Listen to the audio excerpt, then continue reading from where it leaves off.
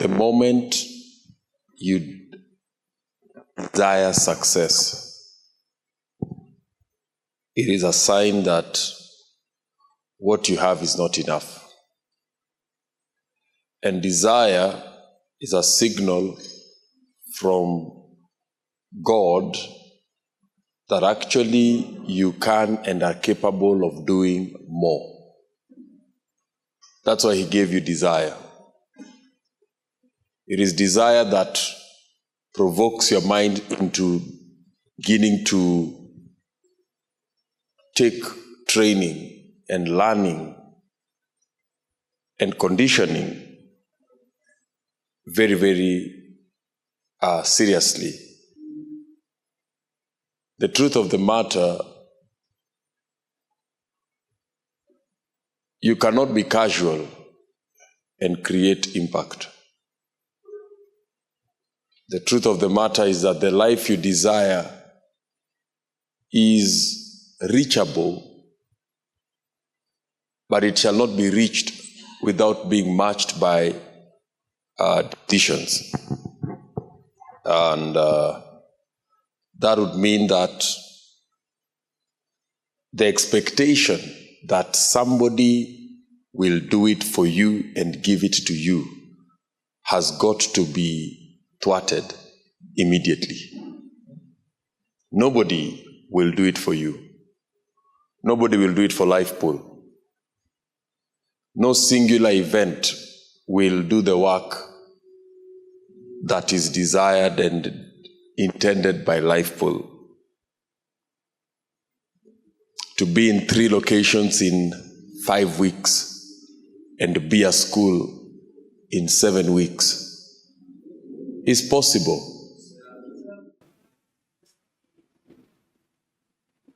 It is desirable. Hello. It is desirable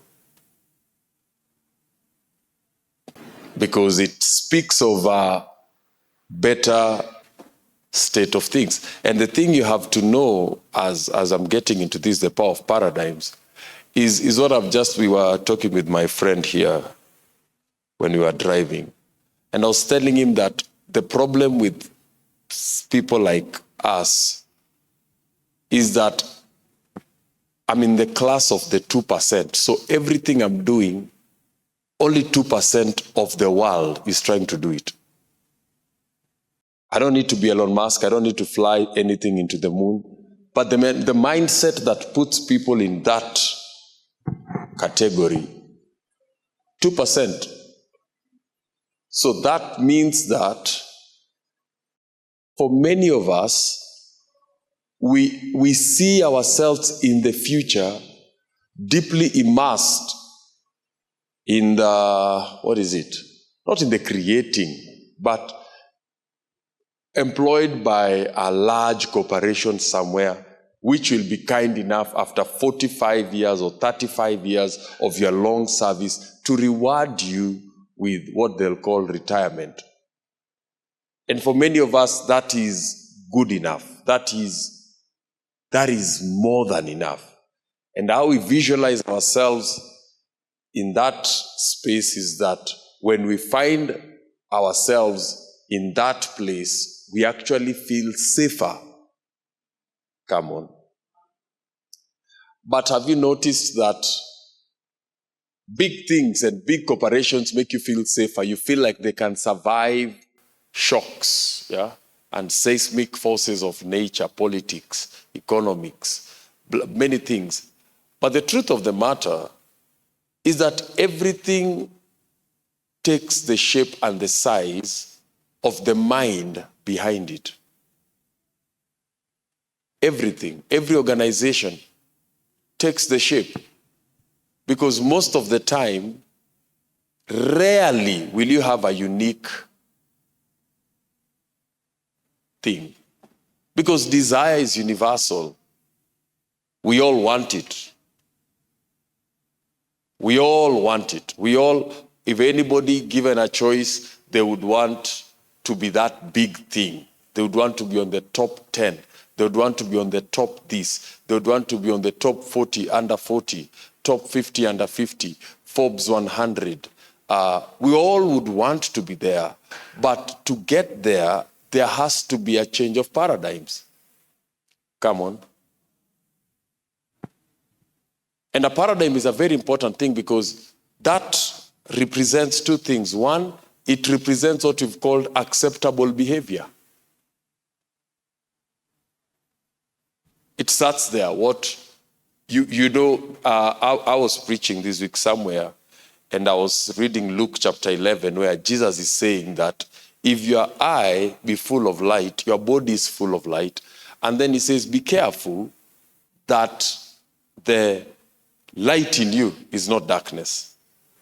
Because in Matthew chapter 4, Jesus says, and men sat in darkness, meaning it gets to a place and you adjust, and it becomes normal. It becomes normal. Small becomes normal. Come on.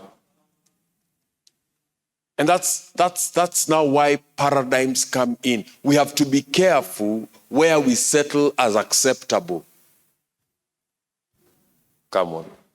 We have to be keen. Where do we call acceptable?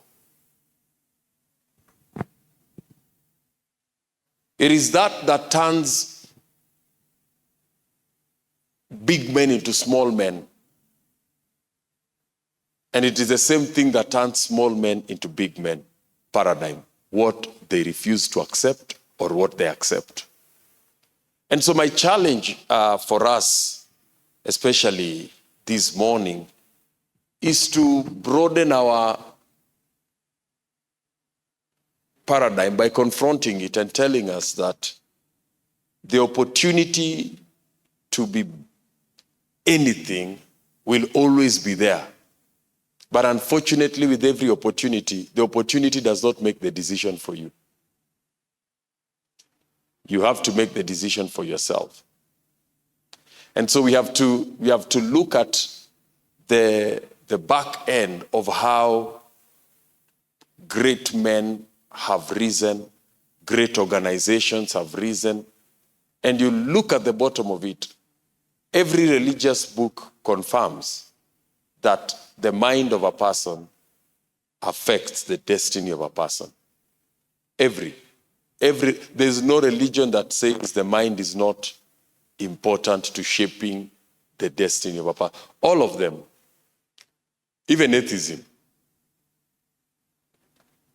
So this thing has got to be inculcated in us, and we have got to start introducing ourselves to the comfort that we are not there yet. The work starts. Hello. The work starts with a building going up on one side and an opportunity for another building across here and another one on that side. That already tells you. Small men can do that. You know what small men are thinking? Let's do this. Then when this grows, because when we do that, if we do this, we'll have to stretch. Come on. If we are to be in 3, we'll have to stretch. Come on. And but if we are in 1, we don't have to stretch. We are big. Hello. But if you're in 3, now that's a stretch. And it's all in the power of a paradigm that sits embedded beneath the mind, behind the mind, that is influencing how the mind is embracing change, growth, largeness. It's sitting right behind the mind, and it is setting the parameters of possibility and determining the limits of performance. Because it's just sitting beneath your mind. There is something, a set of acceptable behavior that is now saying, that is enough. That is big. That is great. Hello. And the moment that paradigm has convinced your mind, that is enough and that is great. It doesn't matter who preaches to you. You are thinking, you're pushing me into this, you're pushing me to... Now, that is why most of us, we only want to change our paradigms when we are hit by pain. Come on. We don't know how to use pain, so pain uses us. Come on. It is when you feel pain, that's when you feel easier. You see, if right now you can be told there are so many programs that can be created on eating healthy, and you'll say, but when you are told now you are sick, it's life-threatening, there is pain, now you'll feel like, hey man, Zejo, I have to change. Because we like starting from the wall, but you can avoid the wall. Come on. You can avoid the wall.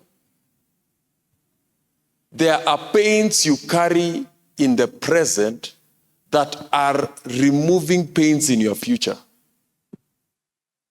But there are pains you refuse to carry in your present that will multiply the pains in your future. Come on.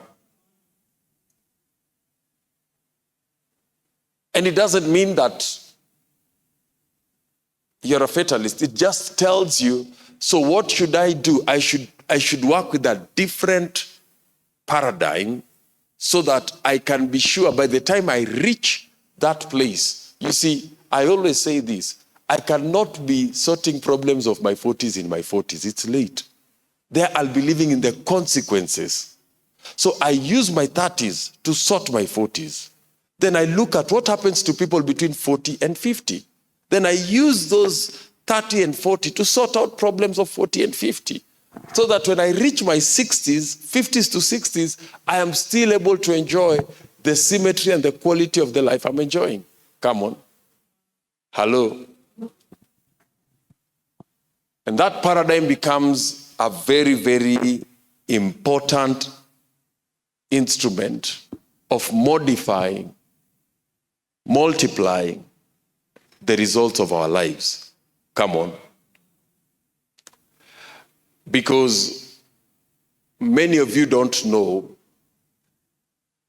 that you may think your desire and your decisions are fighting. You actually are fighting your wealth.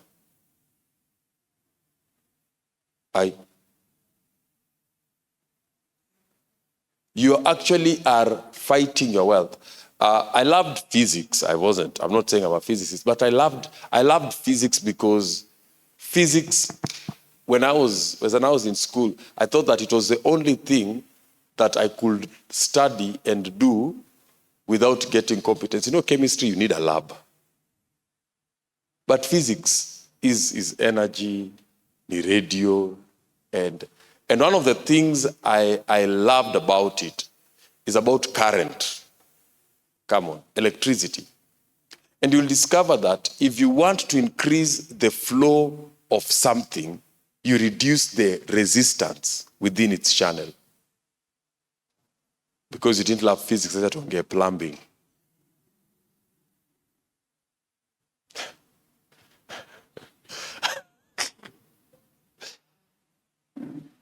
So for many a times, so every metal has its degree of conductivity, or every pipe has its amount of flow it can allow based on the obstruction internally.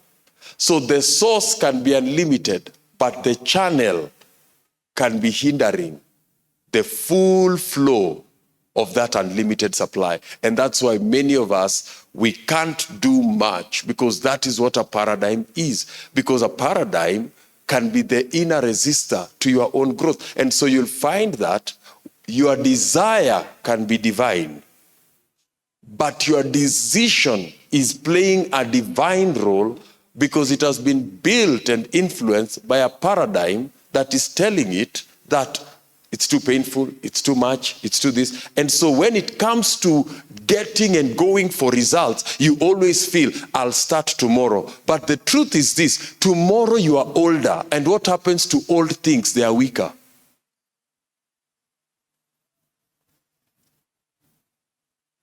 Hello. Many of us are standing in the way, and that's why when you want to do things with your life, you ought to be careful the people that you have, that your paradigms actually match one another. Because there are people who can't have largeness. You can't make them large.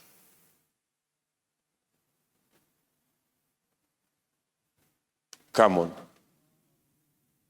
That's why you find that most accountants struggle with business. Because in business, because the truth is this, risk is actually not dangerous. Not taking risks is what is dangerous.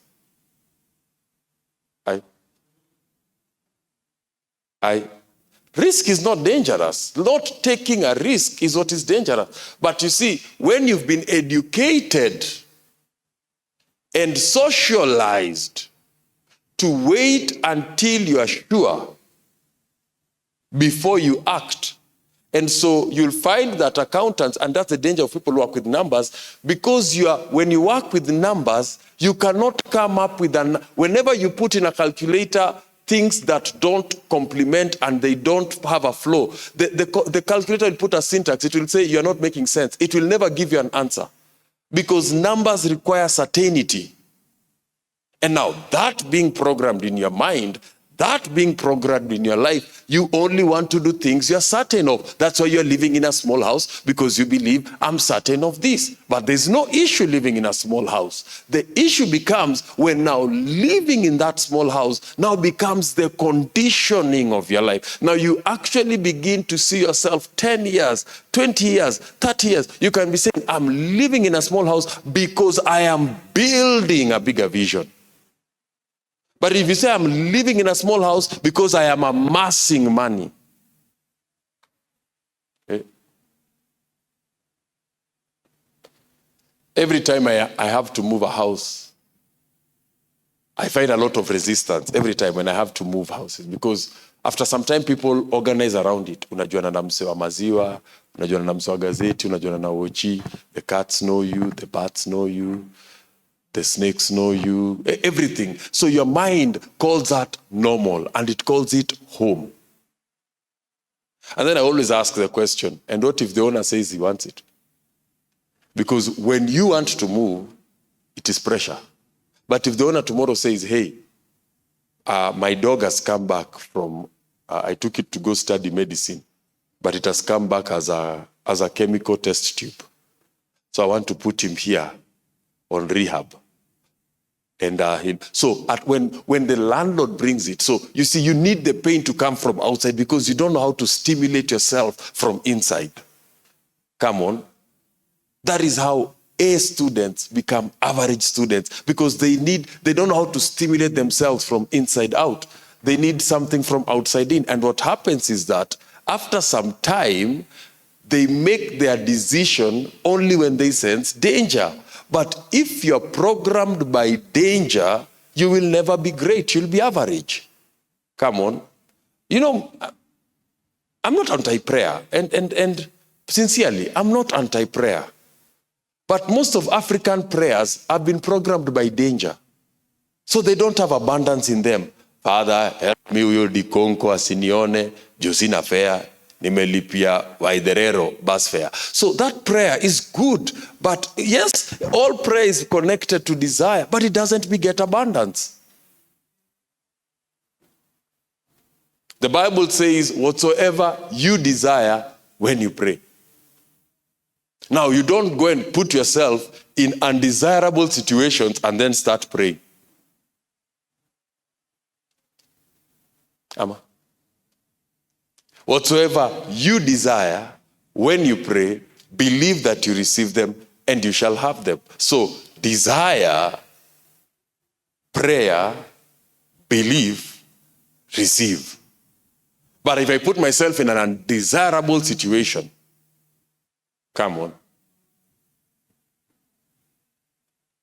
So this thing becomes very, very important. And this is what will release the full potential of what we can be and what you can be. Come on. Amaniaje. Is that something?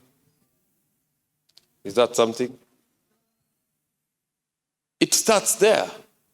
And that's why it is very easy to domesticate a Christian. Because you only have to make him a moral agent. Once we make morality tools of superiority, we begin to feel like we are doing better than the next cat. But a cat is a cat. Hey. They're talking about paradigms, and there are many, many ways of using it. There's an activist who said that a bird born in a cage will think that flying is abnormal. When they see other birds flying, wanasema those ones are abnormal. Because it has been oriented. The wings actually were just obeying codes in the mind. And once somebody broke it here, the bird believed it's abnormal. There's an elephant. When it was small, they tied it to a stick, and so that it doesn't go far. So anytime it wanted to go far, they would hit it and hit it and hit it. What are you building? It's paradigm. So after some time, when it moves and it reaches a particular place, it remembers this is the place where I get it. But the elephant does not know that throughout the years, it has been growing stronger and stronger and stronger. But it has still believed that it hurts. If I go beyond here, I'll be hit. So I can't go beyond. So the moment it feels that pull of a rope, it tells itself, I'll be hit. And that's how many of us have lived our lives. Come on. That's how even churches become small, because people get so inward looking. This church does not give women an opportunity, or this church does not do that. And we begin to be more inward looking. Oh, I discovered this and this. And in the process of being inward looking, we forget we can make ourselves the totality of the community we are in. Wow. And that's why the idea of more begins to feel like, why? Stress. Why more? Why are we doing more? I love it here. My house is here. My child goes to school over there. My wife works over there. Right? And you build your poles around there. So when people pull you out of there, you start feeling a pain. But I'll tell you this is like a law in life. What got you here won't get you there. It was good enough to get you here. It's not good enough to get you there. What got you here won't get you there. Is that some? What got you here? So you say it. What got us here? What got us here?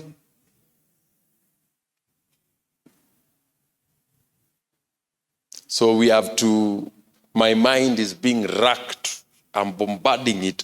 What I need to find what will get us there. Come on. Hello. This is not the sum total of the community around us, this hall here. This hall here. But when we scatter our energy, the paradigm is this: I am blessed. So you actually feel, whenever we say, hey, come, let us amplify our numbers, amplify our size. Let us come and raise the wave of who we are, raise the size of who we are. You actually feel like, why? We are blessed the way we are, whether we are smaller. Because according to you, you are the sum total of why this church exists. And so you are thinking like, as long as I come to church, the preaching is powerful, the music is powerful, the building is beautiful. Why should I put myself in the place of going and pushing and putting pressure on myself to amplify our size? Why is that important? And that's why you have a very distant, disconnected relationship, because you actually don't see why should I? It's a paradigm. Come on. And so I'll look at Philippians 4 for the next 15 minutes. And this is what has been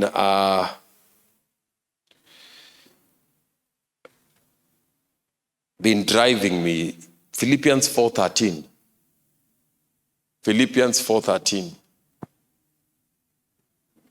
It says, I can do all things through Christ who strengthens me.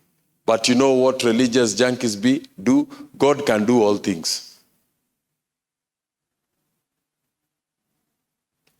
I can do.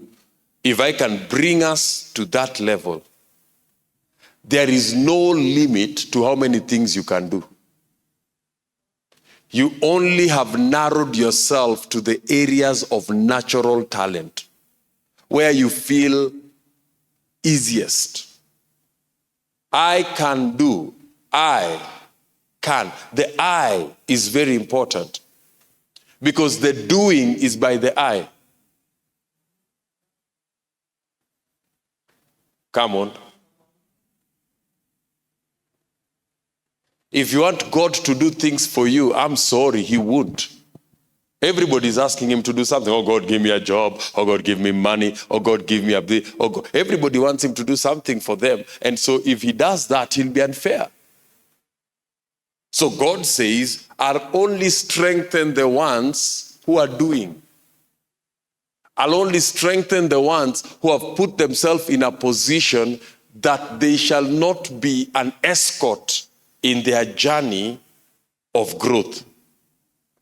You are not just a side effect of what is happening to your life. So the paradigm here becomes the I can is where everything starts. It takes a lot of time before people move from I want to I can.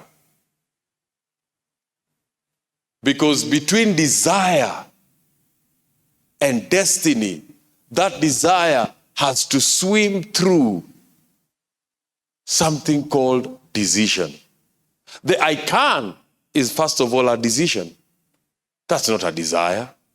That is a desire that has now influenced our decision. Many of us don't want to make that decision because whenever we are looking at life, we are looking for certainty.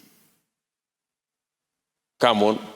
And if you're not looking for certainty, you're looking for comfort. You're looking for areas of less resistance. The things that influence human performance, you'll be surprised, are actually things that you'll actually, later in life, you'll discover they are nonsensical. Many of you, the habits that got you addicted is because you are afraid you will be laughed at.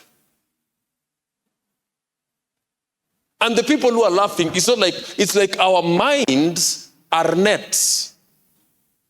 They trap responses of people, and so those responses of people become embedded in us and they form our paradigm. So before long, you actually begin to think, let me not try and fail and be laughed at. So in your mind, there is already people who are laughing. So they're just waiting for the event to be laughed at. And you'll be surprised. People don't even care. Your funeral, we will struggle to fill a matatu to come to your village. Oh my God. You think that when you die, we will actually be, Pastor Muni will be saying, we need 4 more people because I'll not be there.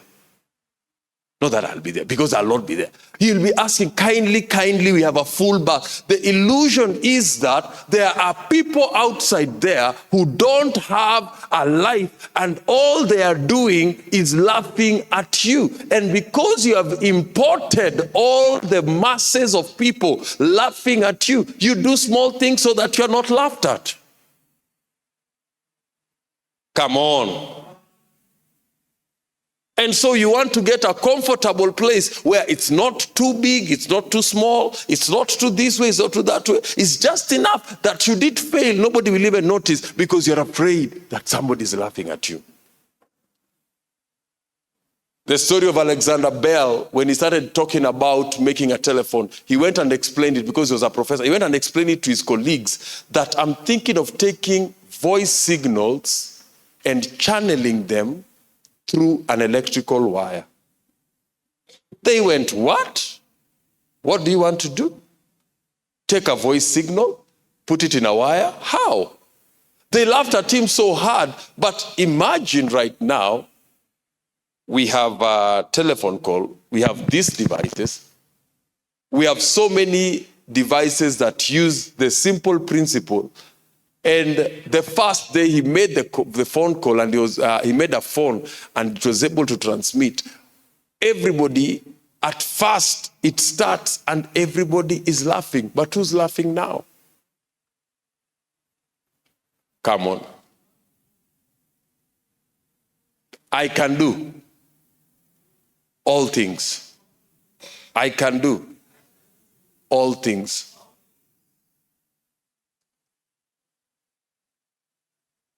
This is where the paradigm shifts. Because God will always give you the strength for the things you want to do. But God will not do the things for the things you desire. That is not God. Because you desire a car, he'll go and get you. God is not doing your wish list and your checklist. He will allow you, while you are doing the things to get the car, then he will strengthen you. But if you say, let me not do anything, because God, in God's time it shall be done, it doesn't work like that. Ephesians chapter 6, as I come to a close, there is a word that Paul uses.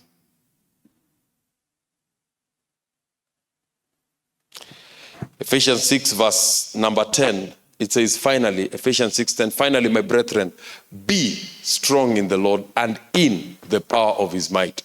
The next verse says, put on the whole armor of God that you may be able to stand. So it is you who is putting on, that you may be able to stand against the wiles of the devil. Now, if you keep reading downwards, it says, for we do not wrestle against blah, blah, blah, blah. And then verse 13 says, therefore, take up the whole armor of God that you may be able. So God is not going to shield you. It is you to take up that armor. You take up the whole armor that you may be able to stand in the evil day, and having done all to stand. It takes all for things to stand.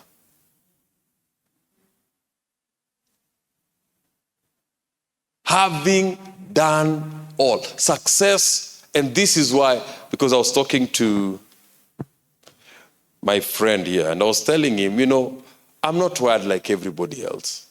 And the problem is that the things that I feed on, people don't feed on. I don't feed on beauty, I don't feed on charm, I'm not wired like everybody else. And I was telling him, you see, building, the cost of building is obsession. You can't build if you're not obsessed. I can't have, so I was telling him, like, for many people, they will feel like if you hear I love something, you'd think that you can get it for me. But that's not it. I don't feed that way. I don't feed that way. Having done, a building is not a school, but a school needs a building. Come on. Now, stage 1 is getting a building. Stage 2 is the all doing that needs to be done for a school to stand. Now, because most of us are not an all people, we don't do things for things to stand. We actually get comfortable when we start seeing things are happening. Come on. As long as your little bills are paid, we don't want to be in a situation where we are destabilizing normal. But that's the art of the kill. It's the art and heart of the hunter. So my journey has always been about obsession. And when I'm in this building mode, I don't talk much. I don't want to talk to somebody who wants to tell me about what they're going through, your breakdown, your joys, your what. I don't want to break my flow.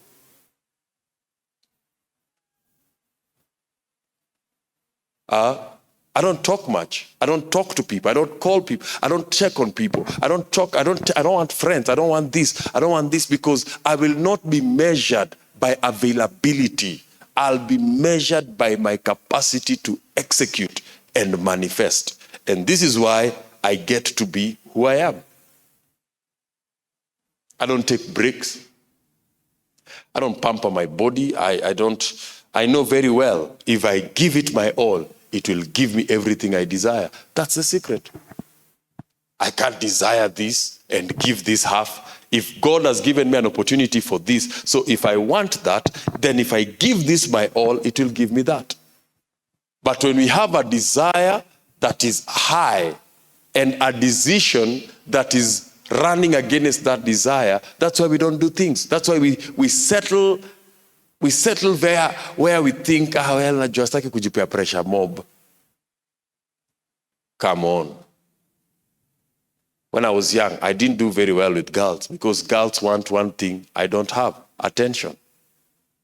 It doesn't pay to give her attention. You have to give her attention and pay for the bus fare, and pay for the lunch, and tell her something nice. You look beautiful. You have to, all that. It is you doing. I didn't do very well. I never walked girls home. They know their home. I know my home. I've never been the gentleman. Home time ikifika, I carried my bags. I went home. I didn't do very well. I didn't score highly. I didn't score very highly. But because at a very, very defining age in my life, I looked at the things I wanted and I discovered, no, even if my dad worked without sleeping, he will not be able, because we are many.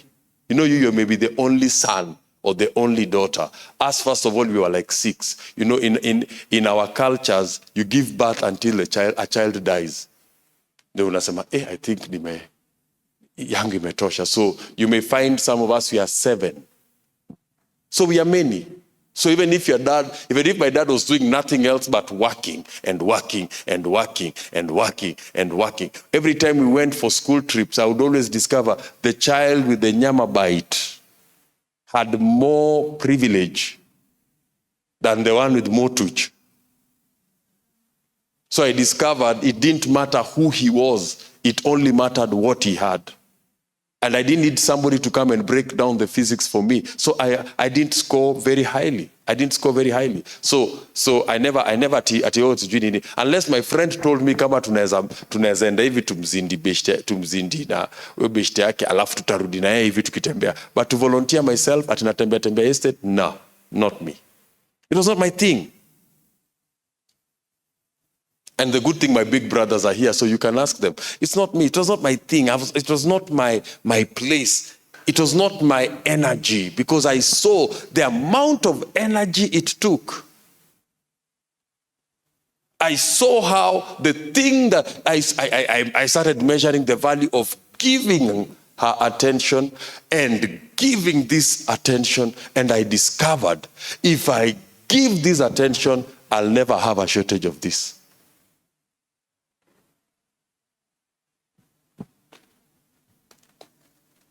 Yep.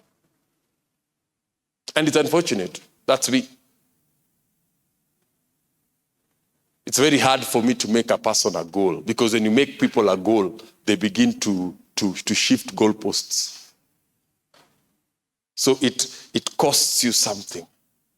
After having done all to stand, the next verse 14 says, stand. So for things to stand, it takes your all. Ama niaje? You know, I see a lot of good stories. You work smart, smart work smart. Those are theories you're being, and the person selling to you that theory is trying to tell you that you can have 30-50% attention and have maximum 100% that is working smart. It doesn't work like that. This thing requires obsession. My friends know I am. Even now, as we are trying to do the things we are trying to do, my friends know I'm obsessed. They know. I have no time for a second, third meeting. All meetings happen on the go. What do you want to say? Blah, blah, no. The decisions that have brought the most results in my life happened when we were in that state of motion. Come on.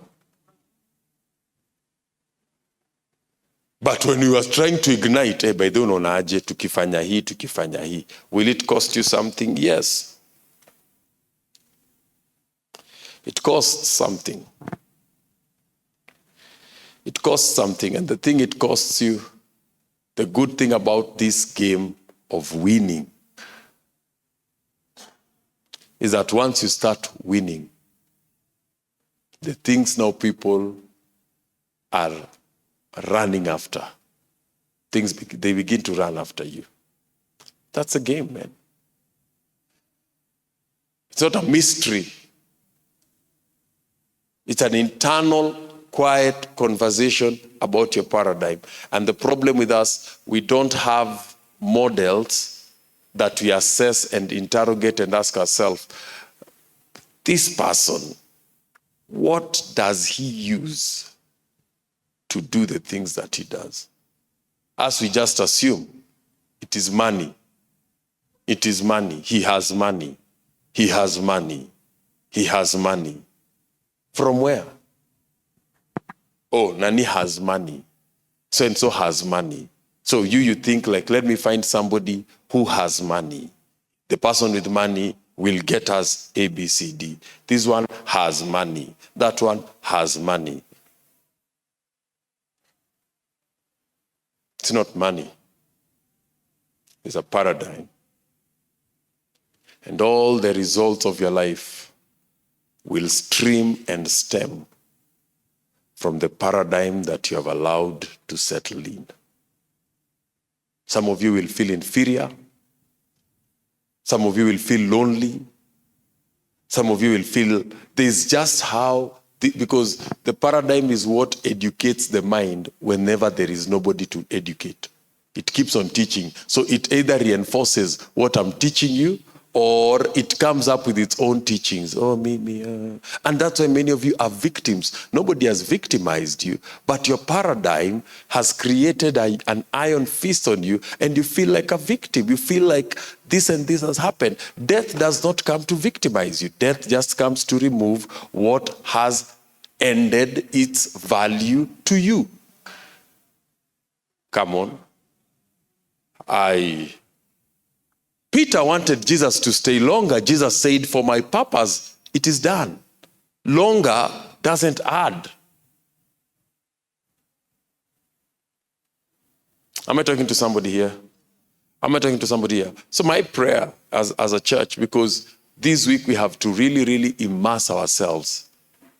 We have to really immerse ourselves and confront our paradigm, because we are traveling. So I want us to, we will come and do things that will alter how we do things and how we see things. Come on.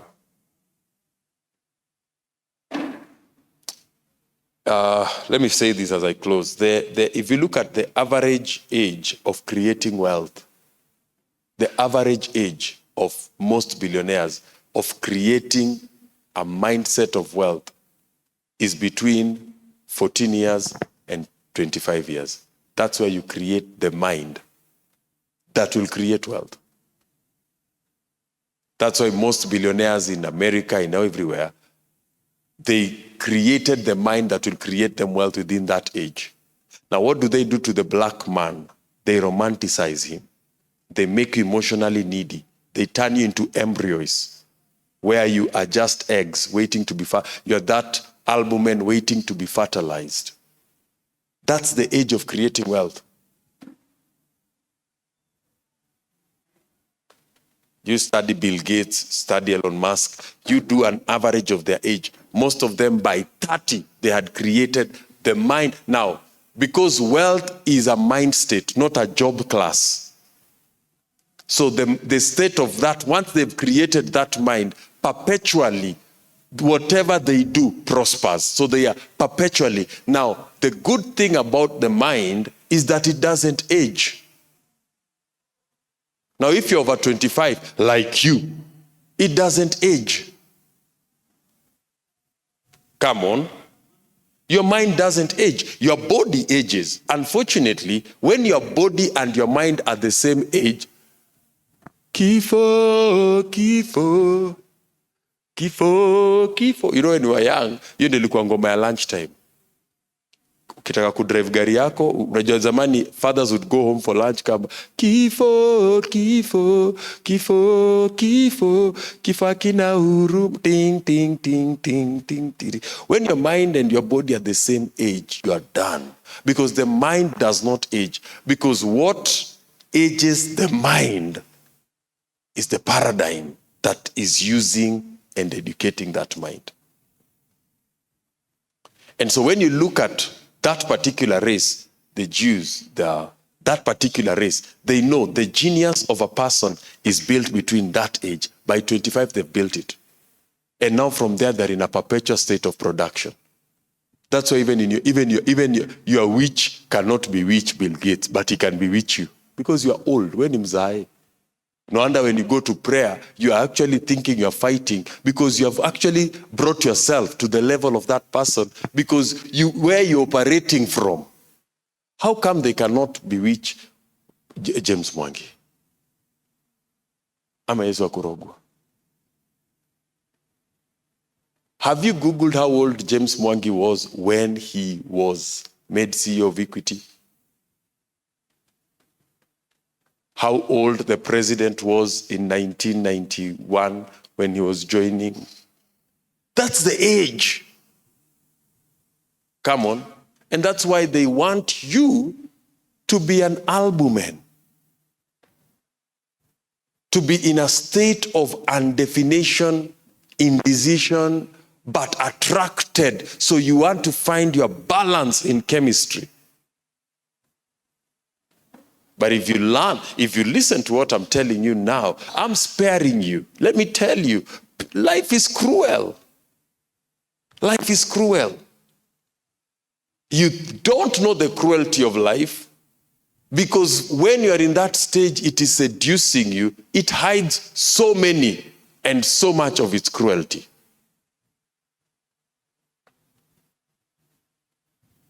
Come on, somebody. Come on, somebody. So the mind doesn't age. It is the paradigm behind that mind that because it has not been changed, that's why they call it a paradigm shift. Because you haven't changed it, it is what ages you. Wow, that's something. That's something. So you cannot be at this age up to now. You have no one idea you are working on. Hakuna do. Wewe tu ni kuolewa unataka. Who will marry me? My year of marital settlement.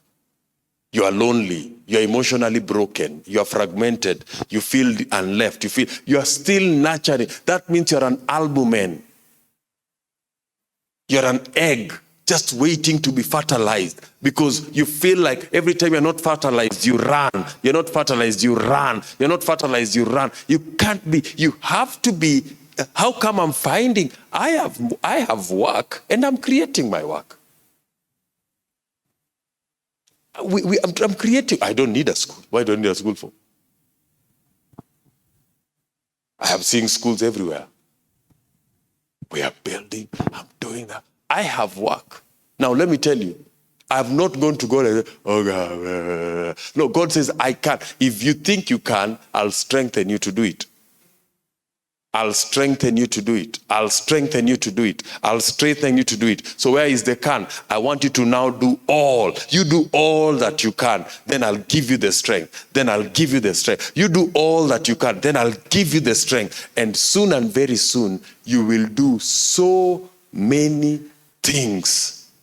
Because I can't run out of strength. Hallelujah. Hallelujah.